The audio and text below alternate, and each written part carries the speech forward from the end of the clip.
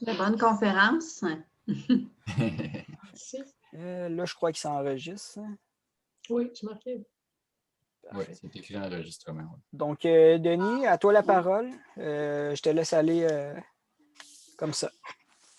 Bon, ben, bonsoir tout le monde. Bonsoir tout le monde. Mon nom est Denis Deloré, comme Guillaume le mentionnait.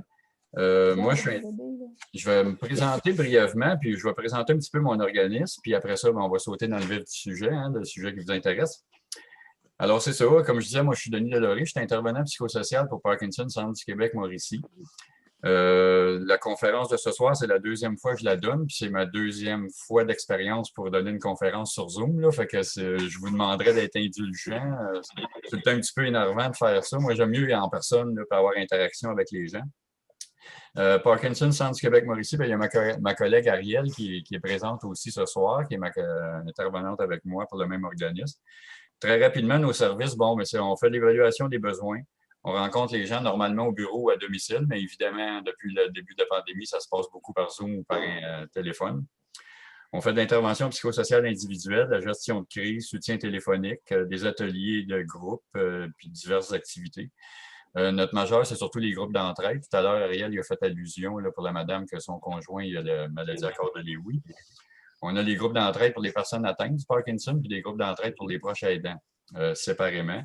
En temps normal, on en a pour chacune des régions qu'on couvre, parce que nous, on est en Mauricie et au centre du Québec, mais actuellement, étant donné que c'est sur Zoom, les groupes sont un petit peu mélangés.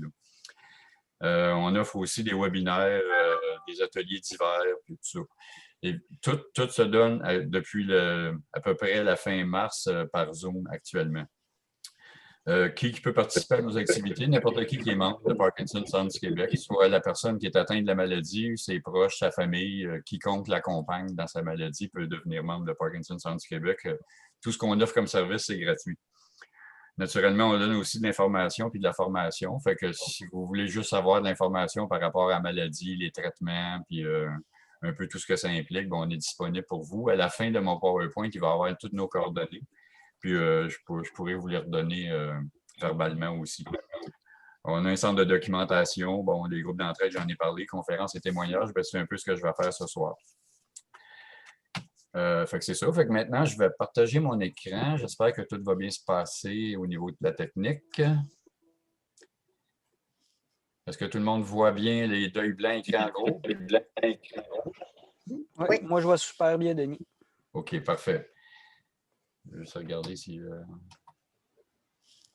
je peux changer les diapos. Oups. OK. Bon, OK. Les deuils blancs. Avant de parler des deuils blancs, je voulais commencer par parler du deuil comme tel. Je trouve toujours important, moi, de bien comprendre le sens des mots. Je sais que tout le monde sait qu'est-ce que c'est un deuil, là, mais je suis parti de quelques définitions que j'ai trouvées dans le Larousse. La première définition du deuil, évidemment, c'est la perte ou le décès d'un parent, d'un ami, de quelqu'un qu'on connaît. Avoir un deuil dans la famille. Ça, tout le monde connaît cette définition-là. Un deuil aussi, c'est une douleur, une affliction éprouvée à la suite du décès de quelqu'un, état de celui qui l'éprouve. On est en deuil. Autrement dit, on peut vivre un deuil et être en deuil. Les signes extérieurs liés à la mort d'un proche consacré par l'usage, porter le deuil, ça se voit de moins en moins aujourd'hui, mais fut une époque où les veuves s'habillaient en noir et tout ça. En passant, la couleur du deuil, habituellement, c'est le noir, pour faire un peu contraste avec le sujet de ce soir, les deuils blancs. Le temps pendant lequel on porte ces signes extérieurs, la durée d'un deuil. Ça aussi, auparavant, il y avait une certaine durée de temps où les personnes portaient le deuil.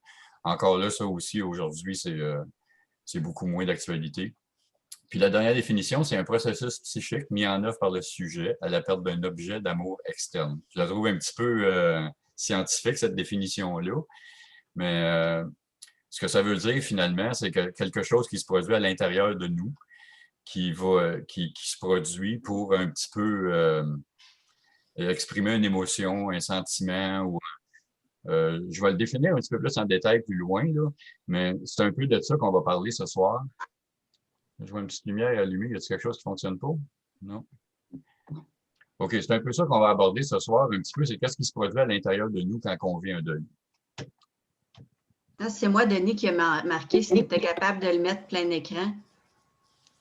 Laisse-moi regarder si je peux le faire. Je pense avec Ah oui, Oui, parfait. C'est correct comme ça? Oui. merveilleux. OK, attendez juste une petite seconde. Je vais essayer de fermer. J'ai une petite fenêtre qui m'empêche de tout voir ma patente. Là. Bon. OK, qu'est-ce que le deuil? Le deuil est une réaction humaine naturelle liée à une perte importante. J'ai mis en noir réaction humaine naturelle, puis je vais y revenir à plusieurs reprises pendant la présentation. Vivre un deuil, c'est quelque chose qui est tout à fait humain. C'est quelque chose qui est naturel. On en vit tous, on le vit tous plus ou moins de la même façon. Là, j'ai plein de petites distractions, il y a des petites fenêtres qui apparaissent, là, mais bon. En raison de nombreux facteurs en cause, chaque personne réagit de manière unique lorsqu'elle est confrontée à un deuil. Dans certains cas, l'impact sur le fonctionnement sera minime, alors que dans d'autres, la personne endeuillée se désorganisera complètement. Comme on dit, c'est une réaction qui est humaine. Chaque être humain est différent selon ce qu'on a déjà vécu dans notre vie, les expériences qu'on a vécues, la résilience dont on est capable de faire preuve. La réaction peut être complètement différente. Il y a certaines personnes que face à une perte, ils vont se relever les manches, ils vont passer à d'autres choses. Puis il y en a d'autres pour qui ça va être quelque chose de beaucoup plus intense à vivre, de beaucoup plus impactant, au niveau surtout psychologique. Il n'y a pas de bonne puis de mauvaise façon de vivre un deuil. Il s'agit d'un processus qui peut prendre des semaines, des mois, voire des années. Toutefois, il y a des façons saines de faire face à la douleur qui, avec le temps, peuvent permettre à la personne affectée de surmonter l'épreuve. Autrement dit, je vais résumer ça. Moi, ce soir, je ne vous donnerai pas de recette pour comment bien vivre un deuil. Il n'y en a pas de bonne ou de mauvaise façon de vivre un deuil. Mais il y a des bonnes façons, par contre, de vivre avec le deuil. C'est un peu de ça qu'on va discuter ce soir. Fait que maintenant, on va aller dans le vif du sujet par rapport au deuil blanc. Il y a des personnes au début qui m'ont dit qu'ils n'avaient jamais entendu cette expression-là. Un deuil, habituellement, c'est toujours relié à une mort. Mais en fait, dans les définitions qu'on a vues au début, j'ai oublié de le souligner, on parle d'une perte. Des pertes, c'est pas toujours relié à un décès. C'est sûr qu'on associe souvent le deuil à la mort. On peut vivre des deuils dans plusieurs situations, par contre. Une séparation, une perte d'emploi, un déménagement, perte d'un animal, perte de capacité physique ou mentale. Ça crée tous des petits deuils, ça. Ben, des petits... c'est relatif, là, mais à chaque fois qu'on perd quelque chose, il y a un processus de deuil qui s'entame. Parce qu'à chaque fois qu'un vide se crée dans notre vie, il faut que ce soit remplacé par quelque chose d'autre. Puis entre les deux, il y a toujours un processus de deuil qui va se produire. Le deuil blanc, c'est le type de deuil ressenti par l'aidant lorsqu'un proche atteint d'un trouble cognitif n'a plus la même présence mentale ou affective que par le passé, bien qu'il soit encore présent sur le plan physique.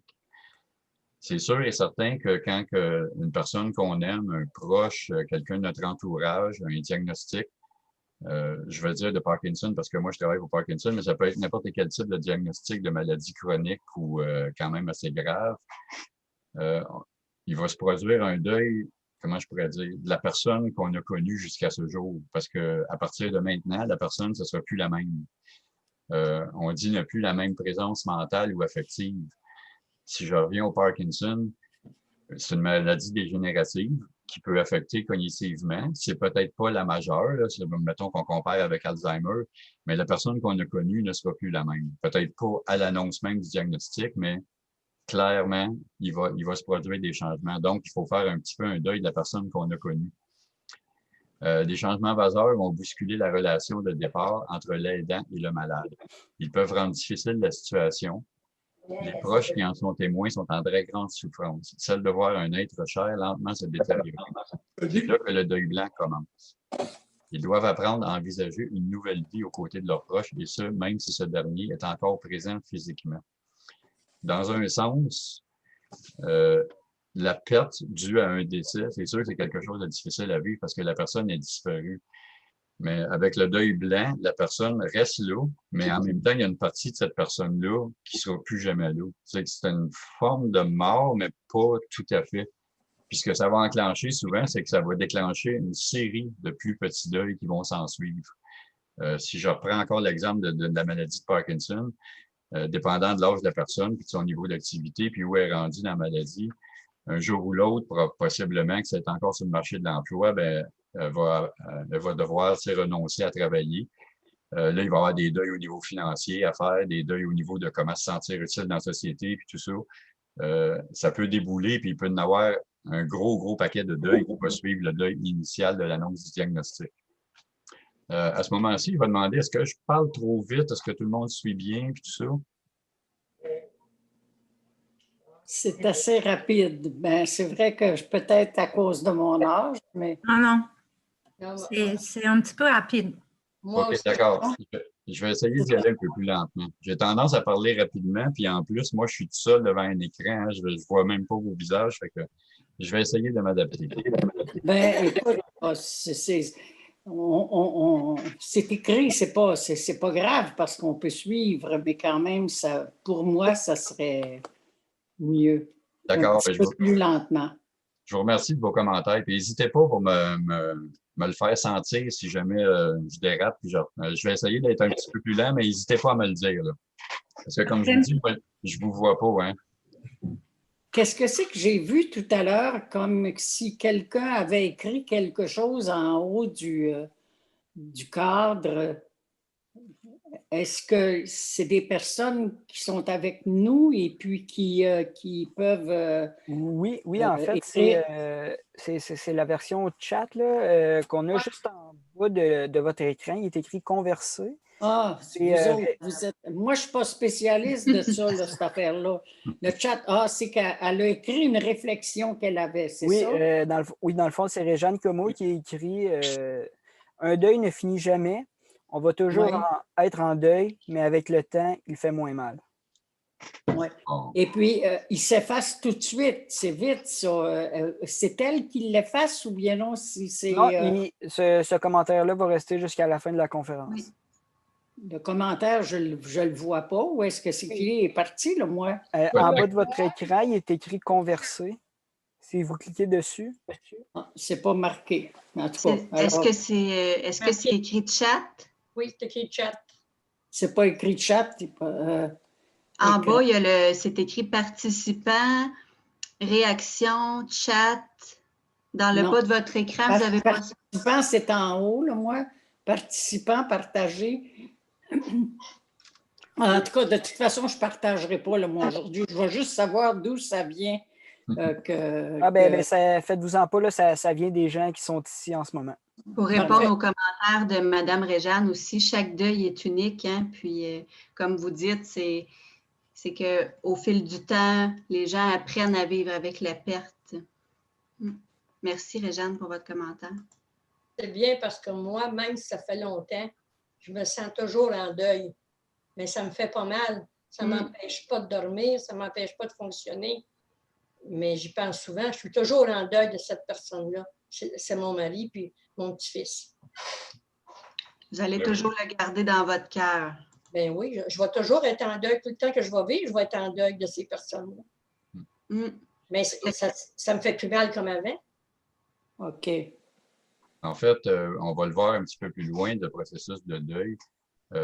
Moi, je qualifierais ça plus d'un manque. Parce qu'à un moment donné, le deuil, on passe à travers. Mais ça ne veut pas dire que la personne nous manque pas. Mais on pourra voir un peu plus C'est loin. qu'au fond, les personnes, dans votre cas, madame, dans votre cas, je comprends que les personnes sont vraiment décédées. Oui. OK. Merci. Oui. Les personnes sont décédées. Mon petit-fils, ça fait 13 ans, puis mon mari, ça fait 9 ans. Alors, c'est plus un deuil blanc, là. C'est un deuil noir. C'est ça. Un deuil, c'est une perte. Comme moi, c'est le même que je l'interprète. C'est une perte, quelque chose qu'on avait, qui était avec nous. Et puis, on l'a pu, puis on ne le reverra plus. On sait qu'il ne reviendra pas. Ça ne reviendra pas. C'est pour ça que je dis qu'on est toujours en deuil, il ne reviendra jamais. Ça ne reviendra jamais. Le sujet, c'est le deuil blanc.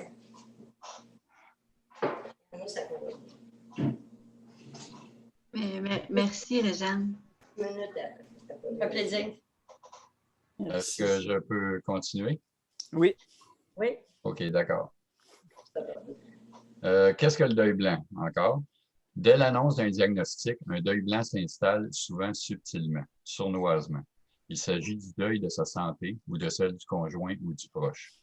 Une émotion désagréable est ressentie et souvent on peine à l'identifier.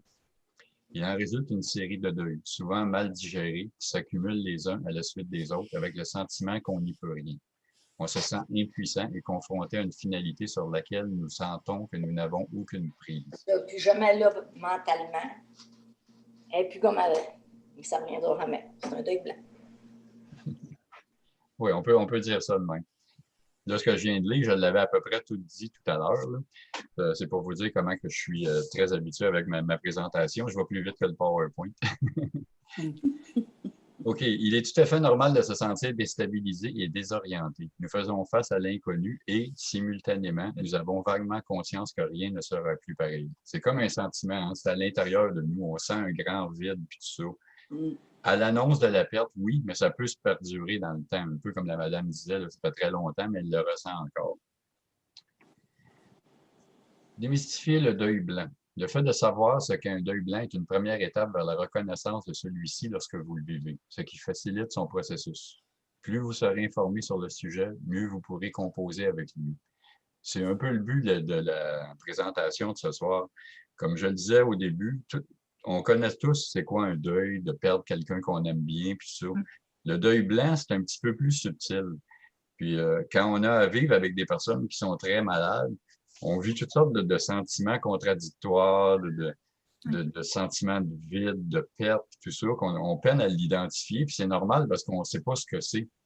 Puis c'est un peu le but de la conférence de ce soir, c'est de vous informer sur le deuil blanc, puis surtout de vous dire que c'est normal. Puis comme je disais dans ma première définition, c'est un comportement qui est totalement humain, que tout le monde vit de façon différente, mais tout le monde passe par ces étapes-là. Puis plus on sait ce qu'on vit, plus on a de pouvoir sur ce qu'on vit. Le débit, ça va mieux, là? Oui, oui. OK, merci. J'ai l'habitude de parler vite dans la vie, puis c'est encore plus dur devant un ordinateur, mais bon, on va s'adapter. À l'annonce de la maladie, il importe de se renseigner sur les symptômes et l'évolution de la maladie. D'ailleurs, c'est une des premières choses que nous, on fait avec les personnes quand ils rentrent en contact avec nous, c'est de leur donner un maximum d'informations sur la maladie, sur les traitements, sur ce qui s'en vient, les symptômes, tout ça. Ça l'aide un petit peu à accepter, de mieux connaître. D'entretenir une bonne communication avec la personne que vous accompagnez ainsi qu'avec les membres de sa famille. Important de parler. Puis ça, je vais y revenir très, très régulièrement. Quand on vit quelque chose, puis qu'on ne sait pas trop comment l'identifier, puis que ça nous fait sentir mal, il faut en parler. C'est très important. Il est toujours pertinent de connaître les attentes et les besoins présents et futurs de chacun. La communication. Très souvent, les proches aidants, c'est au sein de la relation de couple. Hein, c'est soit la conjointe ou le conjoint qui est proche aidant. Vous aviez une vie avant. Cette vie-là ne sera plus la même, mais vous avez encore une vie ensemble la plupart du temps. Je vais y revenir aussi pourquoi je dis la plupart du temps. Vous pourriez également en profiter pour préparer l'avenir. De cette façon, vous vous sentirez mieux outillé pour traverser les différentes épreuves. C'est beaucoup, beaucoup de s'informer. Quand on est capable d'identifier le sujet de la perte. Parce qu'il y a quelquefois, on vit des pertes sans trop s'en rendre compte, surtout quand on est en perte d'autonomie, mettons exemple, ou des problèmes de santé qui sont un petit peu plus subtils, parce que, bon, on dit un diagnostic de Parkinson, bon, c'est comme un coup de 2x4 en plein visage, mais des fois, il y a des troubles de santé qui se développent tout doucement, tranquillement, qu'on ne voit pas vraiment arriver. Ça peut être des troubles cognitifs aussi. On connaît des pertes, mais sans trop les voir venir. Fait que c'est quelque chose, souvent, on a un sentiment que quelque chose nous manque, qu'on a un vide, mais on a de la difficulté à identifier. D'où l'importance de communiquer beaucoup. Les processus du deuil blanc. Dans à peu près tout ce qu'on vit dans la vie, ça peut être découpé en processus. Là, j'entends du bruit. Est-ce que quelqu'un veut poser une question ou un commentaire? Non, ça va? Non, ça va. OK. Il y a beaucoup de choses dans la vie qu'on vit qui peuvent être découpées en processus, en stades, en étapes. Il y a différentes façons de nommer ça. C'est vrai dans le cas du deuil, il y a eu plusieurs personnes avec différentes approches qui ont détaillé certaines étapes d'un deuil. Il y en a qui sont plus connus que d'autres. Ici, on a essayé de l'adapter un petit peu au processus du deuil blanc. Comme je dis toujours, ces étapes-là, c'est pas numéroté de 1 à 7. Vous n'allez pas nécessairement vivre 1, après ça 2, après ça 3. Ça peut être 1, après ça, ça peut être 4, ça peut être 7. Il y a certaines personnes qui vont vivre toutes ces étapes-là. Il y en a qui vont en vivre une certaine partie. comme on disait au début, c'est très différent pour chaque personne. Mais quand même, de façon générale, la très grande majorité des gens vont passer à travers sensiblement toutes ces étapes-là, même si c'est pas dans cet ordre-là. Fait qu'on va les voir une par une tranquillement. Pour, le but de tout ça, c'est d'aider à identifier quand on est dedans. Il y a une madame tantôt qui parlait de déni, qu'elle disait qu'elle est encore dans le déni. Assez souvent, ça va être la première étape, le choc et le déni. Le choc, bon, pour des raisons évidentes, c'est parce qu'on vient de se rendre compte qu'on vient de vivre une perte. La personne peut ressentir un sentiment d'irréalité et vivre dans une sorte de bulle. Certains refusent la réalité et comment de vivre. Ah, là, il y a une faute. Comment vivre si la personne n'était pas malade? Bon, là, je suis un petit peu déstabilisé par ma phrase. Là. Il y a quelque chose qui ne marche pas là-dedans, mais bon. OK, le choc, bon, si on parle de maladie chronique, c'est sûr que le diagnostic en lui-même, c'est un choc. La personne va refuser d'accepter le diagnostic souvent. C'est pas ça va même pas être rare que la personne va demander peut-être un deuxième avis médical parce qu'elle veut pas y croire carrément. On dit le déni. Par rapport à une personne qui reçoit un diagnostic d'une maladie assez grave, là, comme le Parkinson ou l'Alzheimer, et de façon générale, mon expérience, c'est très rare que la personne elle-même va être en déni, mais son entourage peut par contre.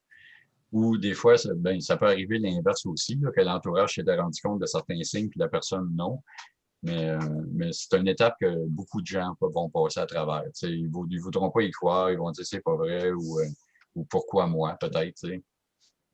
Le choc, Denis, si je ne me trompe pas, ça fait comme que la personne, ses émotions viennent geler. C'est comme si ça permet à la personne d'être protégée justement là, de cette émotion forte-là quand on reçoit le diagnostic, par exemple. Donc, le choc est nécessaire. Souvent, ça va être les premiers 72 heures. Là, ça permet de protéger, de se protéger, oui. Ben, je te remercie du commentaire, Ariel. En fait, on pourrait presque dire que toutes ces étapes-là, d'une certaine façon, servent un peu à protéger notre propre intégrité. Hein. Notre corps ou notre esprit réagit de cette façon-là pour nous aider un petit peu à négocier avec ce qui est en train de se produire. C'est comme dans le cas d'un accident grave, souvent quand on dit que la personne est en état de choc, c'est parce que probablement qu'elle ne serait pas capable de gérer ce qui est en train d'arriver, tandis que là, elle est gelée, on va dire le mot, c'est comme ça. Merci, Ariel. L'expression des émotions et des sentiments. Le deuil, c'est un tsunami émotionnel. C'est sûr que ça va dépendre des deuils. Là. Il y en a qui c'est des plus petits deuils, mais de règle générale, il y a des émotions qu'on ne contrôle plus. C'est dans ce sens-là qu'on dit un tsunami. On en veut à la vie, on en veut aux circonstances. La culpabilité est souvent présente à cette étape. Le fameux « pourquoi moi » ou « pourquoi ça nous arrive à nous » ou quelque chose comme ça. On peut dire que là, on est passé à travers le choc et le déni, finalement. On a un certain recontact avec la réalité. Puis, moi, il y a une expression qui est un petit peu, un peu particulière, mais qu'est-ce que j'aime bien dire, c'est là que ça pèse dans le dash. Là. On se rend compte de la gravité de la chose ou de la gravité de la perte ou de la perte tout court. Ce qu'on n'a pas voulu voir au début nous saute en plein visage, puis c'est ça. Puis souvent, on va se sentir coupable. On va chercher des explications, des causes. Puis surtout quand c'est quelque chose qui arrive à un proche, c'est très facile de se sentir coupable. Je suis sûr que la plupart des proches aidants qui sont présents ce soir savent de quoi je parle. La réalisation des tâches concrètes reliées au deuil, bon, ben là, ça, c'est la recherche de solutions pour s'adapter. On peut aller chercher dans des ressources, des groupes d'entraide, tout ça. Il y a d'autres exemples qui peuvent être donnés aussi. On va voir dans le cas d'un deuil, mettons, une mortalité, la personne va vraiment s'atteler, là, dire, bon, mais qu'est-ce qu'on fait maintenant? Il faut régler le problème avec le testament, il faut régler l'enterrement, il faut régler ci, il faut régler ça. Une autre façon, un peu de passer à côté de nos émotions puis de s'occuper à quelque chose d'autre. Dans le sens qu'on l'entend ici par rapport au deuil blanc, c'est vraiment la recherche de la solution pour son propre deuil à soi qu'on est en train de vivre. Là, souvent, nous, les personnes communiquent avec nous quand le diagnostic vient de tomber ou il n'y a pas très longtemps. Ça fait partie un peu de cette étape-là, c'est d'aller chercher des explications, puis c'est ça, d'essayer de comprendre. La quête d'un sens à sa perte. Là, à ce moment-ci, on prend un petit peu de recul et on fait un bilan. Là, il y a la phrase « a-t-on découvert de nouvelles ressources en soi ». Moi, je l'aurais mis un peu plus loin, mais bon. dans tout, à chaque fois qu'on perd quelque chose, on gagne quelque chose d'autre. Ça fait partie un peu de la résilience, d'essayer de voir en soi si ça a pu nous apporter quelque chose. Ça peut sembler un peu bizarre dit comme ça, mais je crois que c'est une étape tout à fait normale. Après un changement qui est quand même assez radical, mettons, je te donnais l'exemple tout à l'heure d'être sorti du marché de l'emploi. À partir du moment où on ne travaille plus, on fait quoi maintenant? Tu sais, c'est une façon un peu de gérer avec ce qu'on vient de perdre, remplacer ça par quelque chose d'autre, finalement. Est-ce que c'est clair pour tout le monde jusqu'à maintenant? J'ai l'impression que je bafouille un petit peu à soir, là, puis... Non, c'est très clair. Oui. En tout cas, pour moi, parce que j'ai un peu d'expérience dans le domaine, mais c'est clair. Oui, c'est bien. Ou pour les gens que c'est pas assez clair durant, peu importe le moment, n'hésitez pas à poser les questions pendant que Denis parle. Là. Je pense que ça va être bien pour tout le monde de ce côté-là, au lieu de revenir complètement à la fin. Oui. Non, moi, ça va bien. Je trouve que c'est clair. Bon, ben, je vous remercie beaucoup de votre encouragement parce que, comme je vous dis, moi, je suis tout seul devant un écran, puis on dirait que je suis pas à mon meilleur. Là. Je préfère quand je vois des visages puis quand il y a une certaine interaction, mais bon, on fait ce qu'on peut dans les circonstances. Là, puis, merci beaucoup de m'encourager.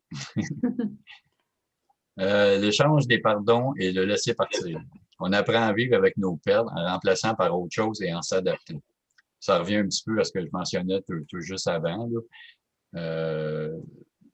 Il y a certains deuils qui sont plus faciles à faire que d'autres. C'est sûr que, mettons, que je parle du deuil, quand on se rend compte qu'on perd son autonomie, bon, là, c'est autre chose. Mais si c'est des trucs, tu sais, comme ça peut être, je cherche des exemples, là, des deuils de choses qui ne sont pas encore produites. Tu sais, comme souvent, la maladie va introduire que des projets qu'on avait prévus pour plus tard, des voyages, des trucs qu'on voulait faire à notre retraite, puis tout.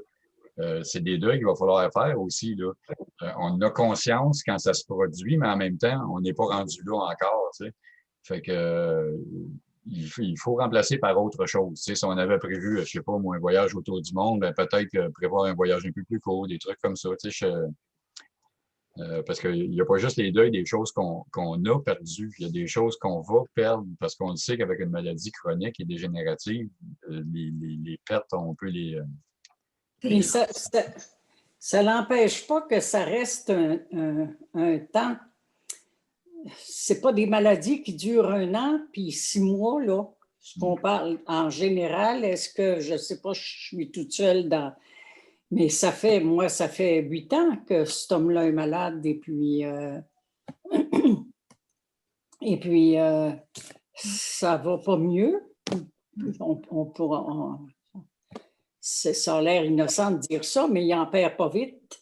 Il est égal pas mal à lui, puis il mange. Puis combien de temps ça peut durer? 20 ans? Ça fait un long deuil blanc, ça. Ça commence à pâlir.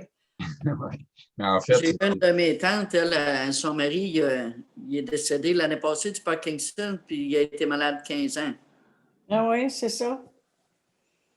C'est ça qui est bien embêtant. Je ne sais pas, tu sais, je trouve que la vie, pour la proche aidante, la vie s'arrête. C'est comme si c'est pas évident. Moi, je me dis, ça a changé complètement ma vie. Puis, je me dis, il y a des jours que Colin, je le trouve chanceux. Tu sais, à quelque part, moi, je vieillis pendant ce temps-là, je vieillis, puis... je pense que, en tout cas, si je peux m'interpeller, il faut vraiment essayer de se faire des petits projets à tous les jours, des petits bonheurs. Parce que moi, je vis avec un vétéran, un militaire, et sa condition, ça ne reviendra jamais, ça dégénère. Et puis, j'ai deux enfants. Et des fois, des journées, je trouve ça très, très difficile. Je comprends. Mais c'est de s'entourer, puis de ne pas rester seul là-dedans. Puis la personne, on peut être là pour eux autres, mais comme moi, il y a des intervenants qui l'aident, si on embarque trop dans les bottines, c'est là qu'on... En tout cas, je pense qu'on se perd le plus. Mais je ne dis pas que c'est facile. Puis je suis bien contente d'être là et d'écouter ça ce soir parce que ça donne super bien. Merci. Est-ce que votre mari est à la maison? Oui.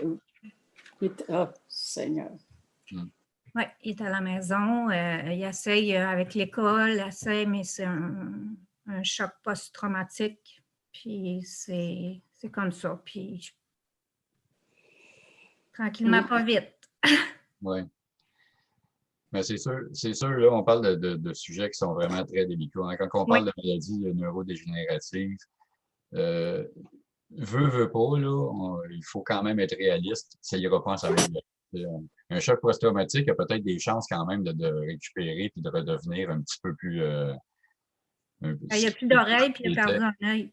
Ouais. S'il n'entend plus puis il a perdu un œil, je ne sais pas. Oui, tu sais, je veux dire, mais c'est plus la qualité de vie. Quand tu as atteint des summums puis quand tu étais tel, c'est très difficile. Mais oui, il y a des cliniques pour les... On espère. Mais oui, il n'y a pas vraiment d'autre chose à faire. Puis j'allais ajouter aussi s'occuper de soi-même, hein, parce que c'est beau de s'occuper de la personne qui en a besoin, mais si vous ne vous occupez pas de vous, vous ne serez plus capable de vous occuper de lui éventuellement. En plein ça. C'est pas facile à faire. Tu as la culpabilité qui rentre dans ça. Oui, effectivement. Mais je vais y venir quand même juste vers la fin de la présentation pour ce qui est des solutions. Là. Pour le moment, je suis encore dans la description du processus. Là. Si vous me permettez de continuer. La dernière étape, c'est l'héritage. C'est ce qu'on retient de positif de nos expériences, ce que ça fait grandir à l'intérieur de soi. Évidemment, quand on est dans les premières étapes du processus, on voit pas tellement. On va bien grande. Oui. Mais c'est ce qu'on appelle la résilience. Hein? C'est ce qu'on fait avec ce qui nous arrive. Oui. Bon, au terme du deuil, ça, c'est quand on est passé à travers toutes ces étapes-là, normalement. On peut en parler sans être déstabilisé ni troublé émotionnellement. Si vous remarquez bien, là, on ne dit pas il n'y a plus de deuil, puis tout est correct, on est guéri. Là. On peut en parler, mais on est moins déstabilisé, puis on est moins troublé émotionnellement. Du coup, on a passé à travers toutes ces étapes-là. On peut en parler sans pleurer, autrement dit. Oui. On retrouve un état d'équilibre, une énergie physique et mentale, parce que ça gruge de l'énergie, ça, vivre un deuil. Là. Puis un coup qu'on a passé à travers ces étapes-là, tranquillement, pas vite, il y a une certaine forme d'équilibre qui revient. T'sais, le corps, comme l'esprit, c'est bien fait. Hein? C'est toujours fait pour revenir à son état initial, qui est un certain état d'équilibre. On est en paix avec la perte et on retrouve le goût de s'investir dans de nouveaux projets.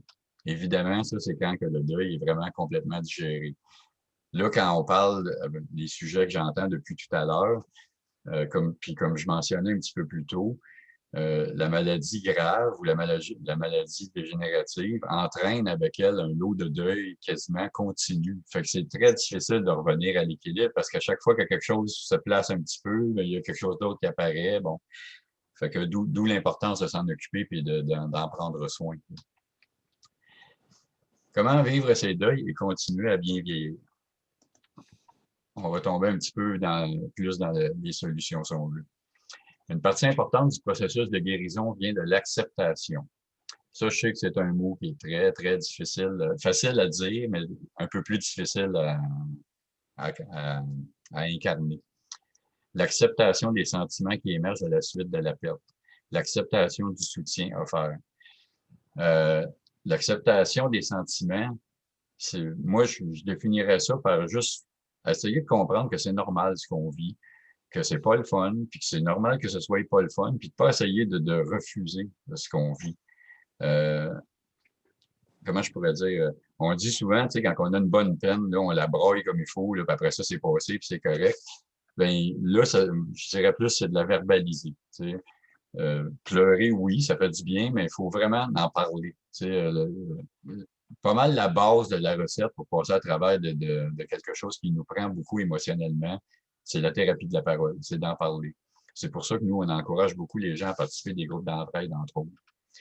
Puis l'acceptation du soutien offert, ben, c'est quand on a des gens de notre entourage qui sont prêts à nous écouter, à nous aider, à nous tendre la main, mais c'est de dire oui. On a tendance tout le temps à se dire « Ah, ma tête capable, m'a passé à travers, puis tout. C'est pas tout à fait vrai. On a besoin des autres. On est des êtres sociaux, puis on a besoin des autres êtres humains. Il est donc déterminant pour la personne endeuillée de ne pas rester seule avec sa douleur. C'est un réflexe qu'on a presque tous, hein, quand ça fait mal, quand ça va pas bien, on se met en petite boule dans notre doudou, puis on veut pas voir personne, là. Mais c'est exactement le contraire qu'il faut faire. Faut exprimer ce qu'on vit, il faut partager nos émotions, puis accepter le soutien. J'imagine que la plupart des gens qui m'écoutent ce soir, bon, vous êtes à l'appui, vous êtes dans différentes organisations, vous avez déjà fait cette démarche-là. Mais il y en a beaucoup qui ont beaucoup de difficultés à s'ouvrir à d'autres quand ça va pas bien, quand ils se sentent mal. La personne doit être encouragée à se tourner vers ses proches. Si le besoin se fait sentir, elle ne doit pas hésiter à trouver de l'aide auprès d'un groupe de soutien, d'un conseiller ou d'un thérapeute spécialisé. Les difficultés qu'on peut rencontrer, bien évidemment, il y a l'ambivalence affective, hein, la culpabilité, la colère, frustration, peine, impuissance. Je crois que la plupart d'entre vous, vous connaissez tout ça. J'ai pas besoin de donner tant d'exemples, là, mais la culpabilité, entre autres, je peux donner des exemples de deuil tout à l'heure, les projets de retraite qui peuvent prendre le bord, les projets de voyage, puis tout le kit.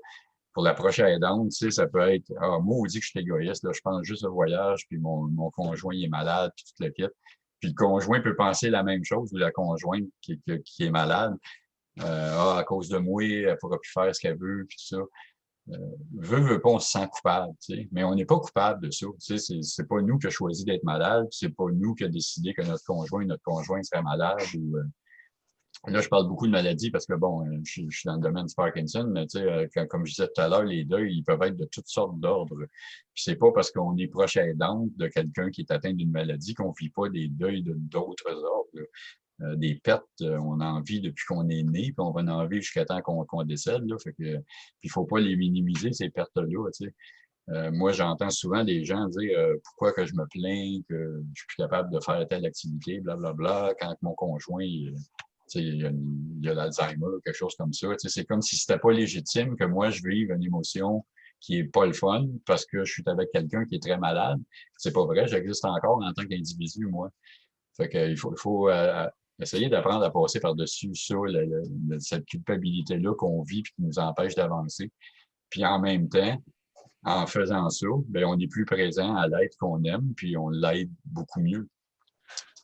Il peut y avoir différentes difficultés d'adaptation. Y a-t-il un commentaire? J'aurais une question oui?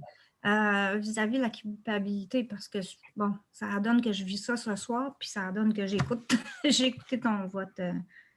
Quand il dit si vous ne seriez pas là, je ne serais pas là, cette culpabilité-là, là, je la trouve très difficile à vivre, mais il faut vraiment qu'on fasse un... C'est difficile à vivre, parce que moi, je n'ai jamais vécu ça, là, la culpabilité pour les autres. Puis là, ça m'arrive à soir, là, puis là, je trouve comme, OK, qu'est-ce que je fais avec ça, là? Tu sais, au niveau de la... Je ne sais pas si ma question est claire, là. En tout cas, pas ma question, mais mon commentaire. Ben, en fait, ce que j'en comprends, ouais. C'est que vous êtes en train de prendre conscience que finalement, vous vivez une culpabilité que vous n'aviez pas conscience avant. Non. Non. Ça, ben, par rapport aux commentaires que j'ai entendus ce soir de mon conjoint, j'ai fait comme OK, mais non, je ne la vivais pas, cette culpabilité-là. Puis là, ça m'a touchée réellement. Là. J'ai dit, ben voyons donc, parce qu'il m'a avoué quelque chose, puis j'ai fait comme OK, j'ai jamais réalisé qu'il pouvait vivre autant de souffrance, en fait. OK, fait que la culpabilité, on pourrait dire, c'est de ne pas avoir vu sa souffrance? Peut-être, oui. OK. Mais je ne sais pas, là, je tente quelque chose parce que je ne connais pas votre situation, puis je ne veux pas commencer à faire une intervention ici. Non, pas du tout. Non plus. Non, j'ai eu ce que... C'est ça, c'est correct. OK, ben merci. Oui, c'est beau, merci. OK, l'autre point, c'était, bon, vite, on passe à autre chose. Ben, ça, c'est un peu un symptôme de notre société de performance, où on n'a pas le temps de s'arrêter à peu près à rien, puis il faut que tout roule, puis que tout marche, puis souvent, bon, l'annonce de la maladie, ben, ça n'empêche pas le toit de couler, faut déblayer l'entrée, en tout cas, bref, j'ai pas besoin de vous donner des exemples, là. règle générale dans la vie, on n'est pas très encouragé à s'asseoir, à prendre le temps, réfléchir un petit peu, à y penser, essayer de se sentir comment on se sent, puis essayer de faire quelque chose pour se sentir mieux. T'sais. Fait que c'est une des difficultés aussi. Puis il y a beaucoup de personnes qui vont penser qu'ils sont seuls ou que c'est pas normal qu'ils vivent ça, puis tout. D'où encore l'importance des groupes d'entraide, parce qu'on se rend compte que non, on n'est pas seul, puis la très grande majorité des gens ont vécu, vivent ou vont vivre des situations similaires, puis ça fait du bien de savoir qu'on n'est pas seul. T'sais. Des solutions. Ben oui, vous êtes normal. Puis non, vous n'êtes pas seul. C'est ça que je viens de dire. Là.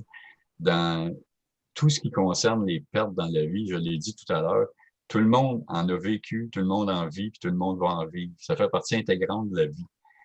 La vie, c'est un perpétuel changement. Hein. La seule chose qui reste stable dans la vie, c'est que tout change.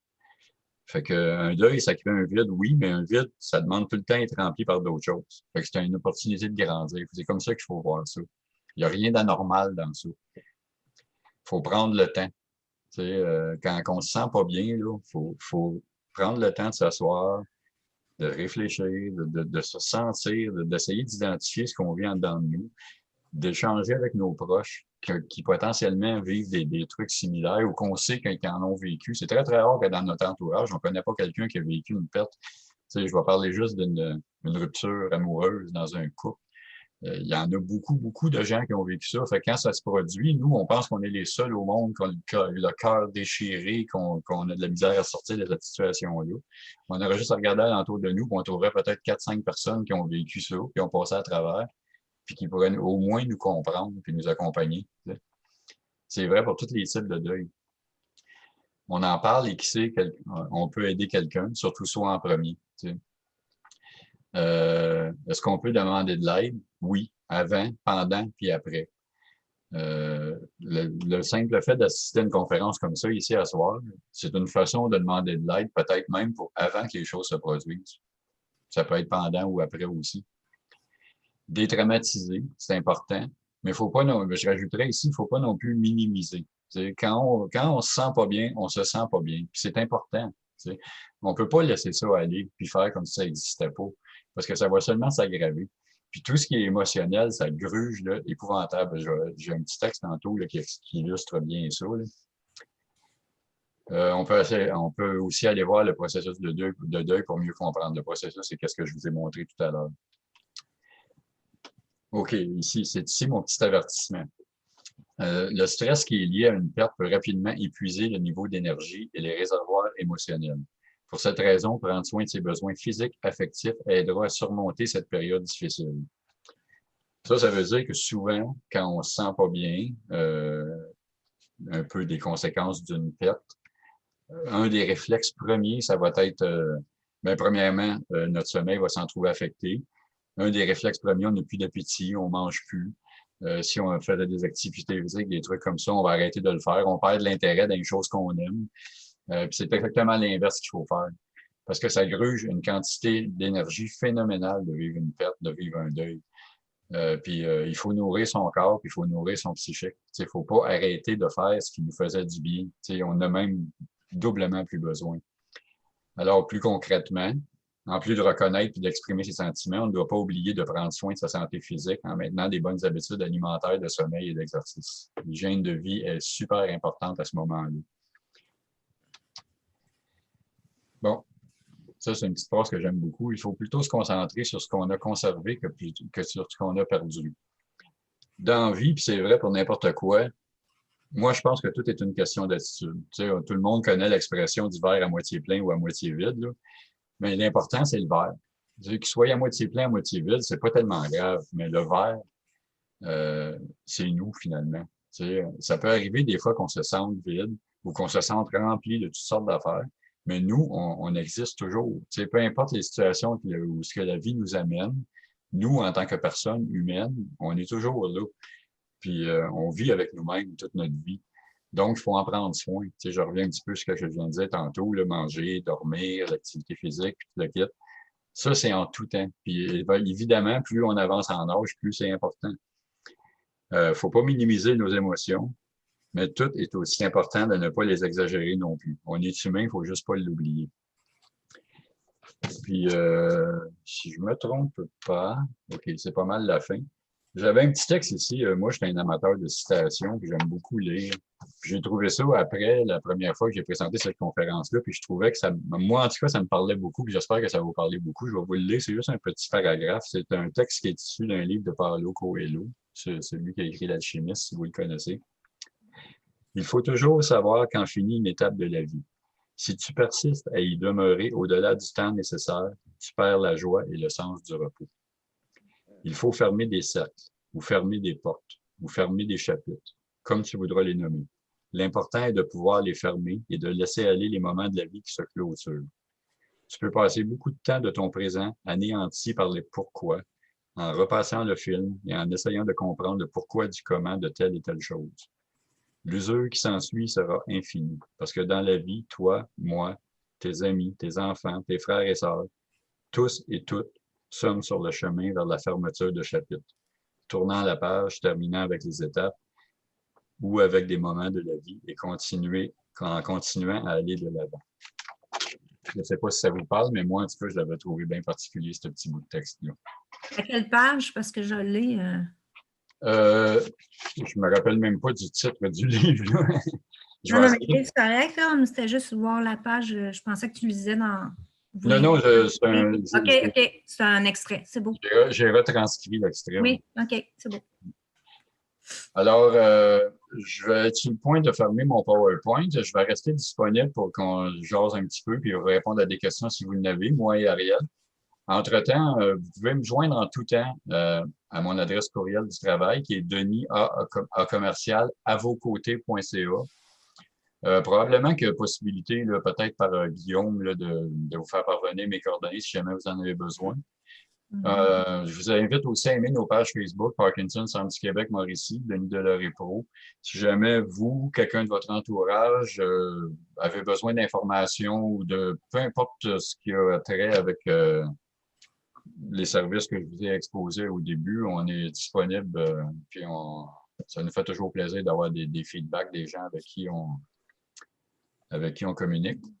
À vos côtés pour faire face, c'est un peu notre raison d'être à Parkinson Centre du Québec, Mauricie. Nous, ce soir, moi, je peux pas vous donner de recettes, je l'ai dit au début. Dans ma vie en général, je suis pas quelqu'un qui va pouvoir vous sauver ou peu importe, mais on peut être à vos côtés pour faire face. Moi, je souscris beaucoup à cette philosophie-là. On accompagne les gens à travers les épreuves qu'ils vivent. On apprend autant avec vous que vous pouvez apprendre avec nous, puis ça nous fait toujours plaisir d'être en contact avec vous. Alors, vous avez nos coordonnées avec nos numéros de téléphone. On est disponible en tout temps. Puis, c'est ça, c'est terminé pour moi. Alors, je reste quand même avec vous. Si vous avez des questions, des commentaires, critiques, insultes, je suis ouvert à tout. Denis, dans ton processus du deuil en blanc, ta page ou le processus du deuil en blanc, oui. Tu avais un problème avec ta phrase. C'est parce que tu as deux mots qui sont écrits quand tu arrives à la fin, là.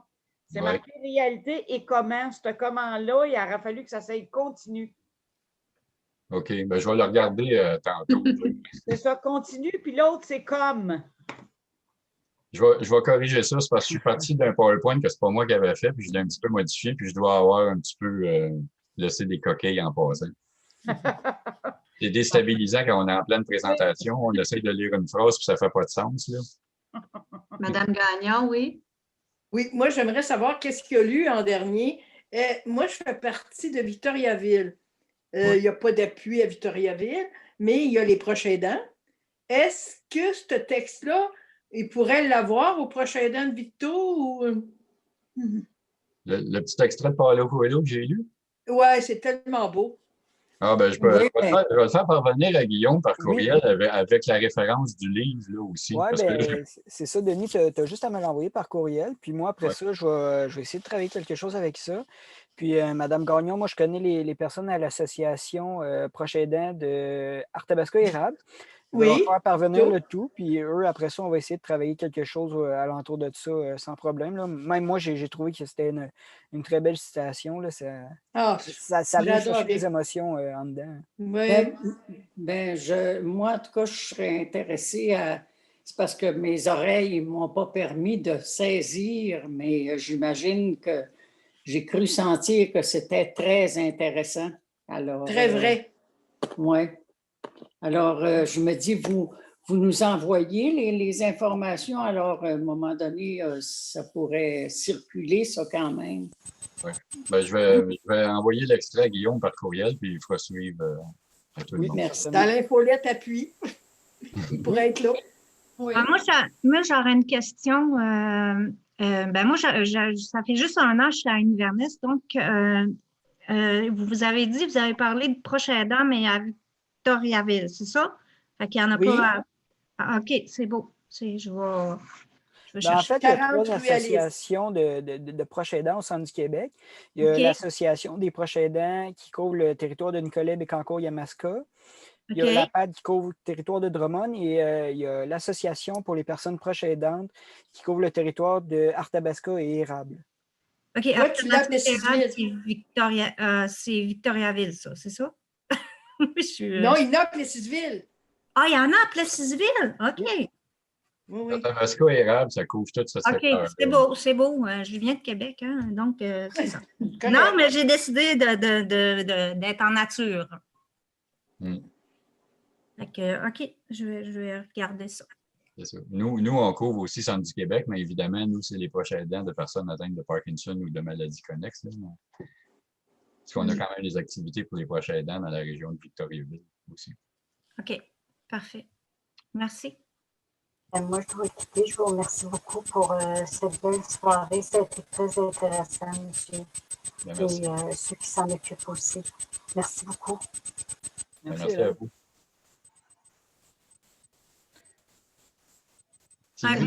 Sylvie, j'ai-tu bien fait ça? Comment? Excusez-moi. Sylvie, j'ai-tu bien fait ça? Bravo, c'est super. C'était super. Oui. Merci, bien Sylvie. Parce que moi, présenté.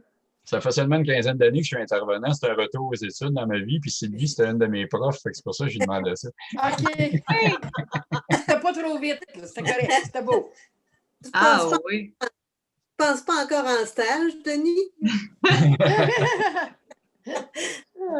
Le monde est petit. Oui.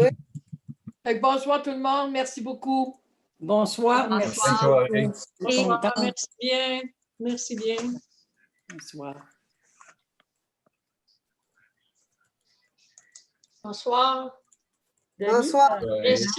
Merci beaucoup. Parce que... Vas-tu le mettre sur Parkinson, notre groupe à nous autres? C'est quoi ça? Le texte que tu nous as lu, là.